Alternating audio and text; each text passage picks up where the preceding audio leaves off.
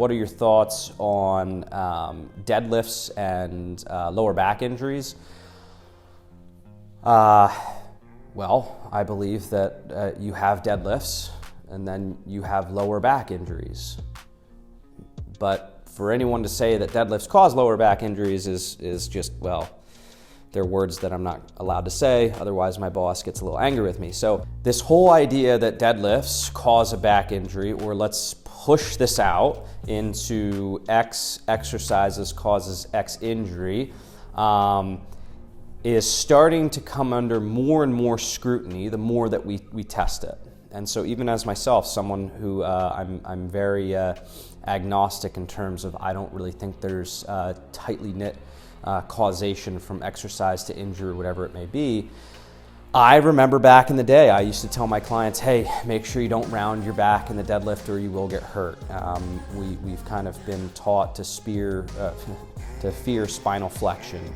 But when we look at where we're getting this information, a lot of it just doesn't add up. And so a lot of coaches, if you ask them why spinal flexion is bad, they'll talk about Stu McGill and the McGill Big Three in terms of keeping abdominal tension and why spinal flexion is bad. But if we actually go and look at the research, all Stu did was take a bunch of dead pig spines and crank and yank on them, and eventually they either snapped, popped, or something else. And then of course he said, well, we see that in these spines, any type of flexion is bad. Well, two things that Stu forgot was, number one, we're not pigs, and number two, we're not dead.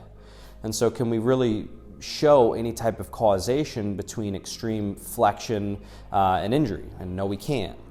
If we look at this, if we go study after study after study after study, we're just not seeing high causation rates.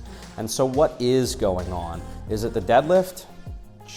Probably not. Is it the spinal flexion? Almost certainly not. Humans are designed to be able to bend over to flex their spine. It's going to be a multifactorial issue. And so is it that you're overly stressed, overly working, doing too much volume, doing too much intensity? Is that you're only focused on a certain rep range and you're not exposing yourself to other types of intensities through those rep ranges? What are you doing outside of the gym? Are you trying to do some type of cross training where I'm doing heavy compound lifts and I'm also out running and I'm playing a sport? What's your age? What's your training background? What's your nutrition? What's your sleep? We could go on and on and on. So for someone to say that flexing your spine is going to cause an injury, I think is absolutely ludicrous.